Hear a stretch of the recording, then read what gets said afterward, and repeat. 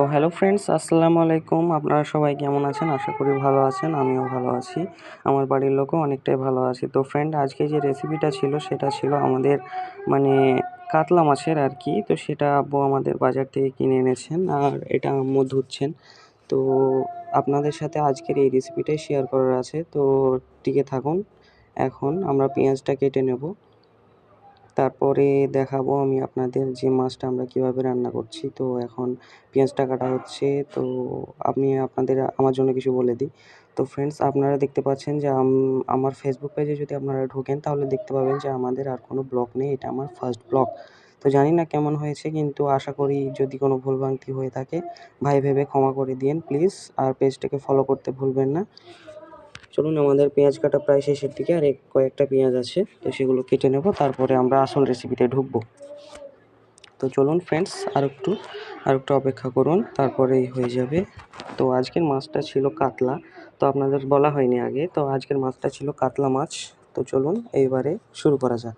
ফার্স্টে তেল দিয়ে দিলাম। তেলটাকে একটু গরম হওয়ার জন্য ছেড়ে দেবো। তারপরে মাছটাকে একটু মাখিয়ে নেব। দিব হলুদ, তারপরে দিব একটু লবণ পরিমাণ মতো। তারপরে এটাকে একটু ভালোভাবে মাখিয়ে নিতে হবে, যেটা এটা অনেক তাড়াতাড়ি অনেক স্বাদ বেড়ে যায় আর কি। তো সেই জন্য আমরা এটাকে আগে মাখিয়ে নেব। তারপরে তেলটা এখনও গরম হচ্ছে, তাই আমরা এটা একটু মাখিয়ে নিই। তো আমাদের মাছটা আজকে ভেজে রান্না করা হবে, তাই আমরা এটাকে এবার তেলে দেব। 2টো 3টে 4টে 5টা 6টা 7টা। তো ফ্রেন্ডস, আপনারা দেখতে পাচ্ছেন যে আমরা মাছগুলো দিয়ে দিলাম। এবার এগুলোকে একটু ভাজতে দেব। দিয়ে তারপরে তো ফ্রেন্ডস, মাছগুলো এখন ভাজা হচ্ছে, আপনারা দেখতে পাচ্ছেন। তো ফ্রেন্ডস, আমি আপনাদের আমার জন্য কিছু একটা বলে দিই। আমার ইউটিউবে একটি চ্যানেল আছে, ওখানে আমরা কন্টেন্ট ক্রিয়েট করি আমার ভাই এবং আমি। তো সেখানে আমাদের যে ইউটিউব চ্যানেলটি আছে, সেই ইউটিউব চ্যানেলের লিঙ্ক আমি আপনাদের দিয়ে দেবো ফেসবুকে। আপনারা ওখান থেকে নিয়ে নেবেন, বা আপনারা পেজটি দেখতে পারেন, চ্যানেলটি দেখতে পারেন। আর এটা আমাদের ফেসবুক পেজ, এটা নতুন। প্লিজ আপনারা একটু হেল্প করবেন, তাহলে আমরা আরও এরকম ভিডিও আপনাদের সামনে তুলে ধরতে পারবো। তো ফ্রেন্ডস, এটুকুই। আমি আপনাদের শেষের দিকে আরও কিছু বলার চেষ্টা করব ইনশাআল্লাহ। তো চলুন, মাছগুলো হয়ে গিয়েছে, এবারে এগুলোকে তুলে নিতে হবে।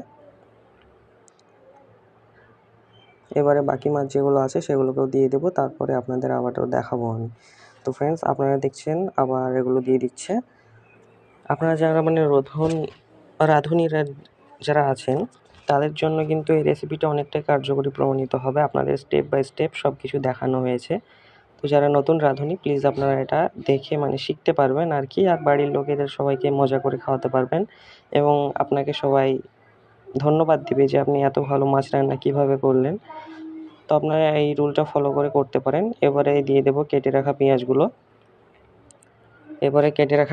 দিয়ে দেওয়া হয়ে গেল। এবার একটু নাড়িয়ে নেব।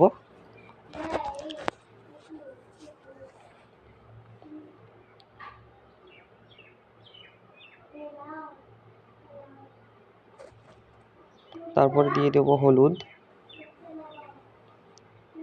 2 চামচ পরিমাণ হলুদ দিয়ে দিলাম। এবারে দিয়ে দেবো আদা রসুন বাটা।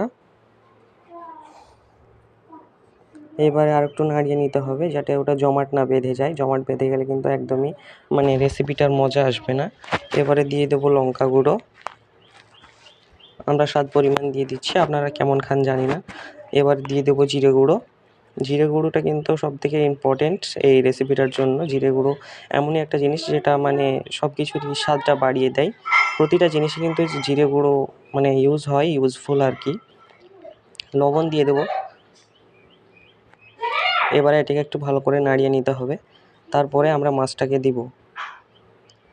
নাড়িয়ে নেওয়া হয়ে গেছে, এবার এটাকে একটু জল দিয়ে আর একটু নাড়িয়ে নিতে হবে। আর একটু এটাকে জল দিয়ে নাড়িয়ে নেওয়া হয়ে গেল। এবারে দেখুন, এটা একটা পেস্টের মতো তৈরি হয়ে গেছে, আপনারা দেখতে পাচ্ছেন। এবারে আর একটু সানরাইজ মশলা দিয়ে দিই, এতে স্বাদটা আরও অনেক বেড়ে যাবে। জানি না আপনারা খান কি না, কিন্তু এগুলো দিলে স্বাদটা একটু বেড়ে যায় আর কি। এবারে কেটে রাখা মাছগুলো দিয়ে দেবো, ভেজে রাখা। তো মাছগুলো এবার একটু দেওয়া হয়ে গেছে। এবার এগুলোকে নাড়িয়ে নেবো ভালোভাবে, যাতে প্রত্যেকটা মাছের গায়ে যেন সেগুলো লেগে থাকে। তো এবারে এগুলোকে নাড়াচ্ছি আমরা, দেখুন। এবারে এতে একটু মানে জল দিয়ে দিতে হবে, জলটা দিচ্ছি যাতে এটা সিদ্ধ হয়। এটাকে এবারে একটু নাড়িয়ে নিতে হবে, দিয়ে এটাকে জলের মধ্যে ডুবিয়ে দেওয়ার মতো একটু জল দিতে হবে, বেশি দেওয়া যাবে না, নাহলে আবার মশলাটা বেকার হয়ে যাবে। এবারে এটাকে ঢাকা দিয়ে রেখে দেবো কিছুক্ষণের জন্য সিদ্ধ হওয়ার জন্য, তারপরেই আমি আপনাদের আবারও দেখাবো। তো ফ্রেন্ডস, ঢাকনা দিয়ে ঢেকে দিলাম। এবারে আধা ঘন্টা হয়ে গেছে, এবারে কিন্তু আমরা আবার চলে এসেছি। তো আপনারা দেখতে পাচ্ছেন যে এটা আমাদের এবার তৈরি হয়ে গেছে। এবার কিন্তু এটাকে আমরা এবার নামিয়ে নেব। তো দেখুন কালারটা কিন্তু অনেক সুন্দর এসেছে, জানি না খেতে কেমন হবে, কিন্তু আশা করি ভালোই হবে। তো ফ্রেন্ডস, খাওয়ার ভিডিওটা যদি পেতে চান তাহলে আপনারা কমেন্ট করবেন। ফ্রেন্ডস, এটাই ছিল আজকের ভিডিও। যদি আপনারা এরকম ভিডিও আরও পেতে চান তাহলে ফলো করে দেন পেজটি।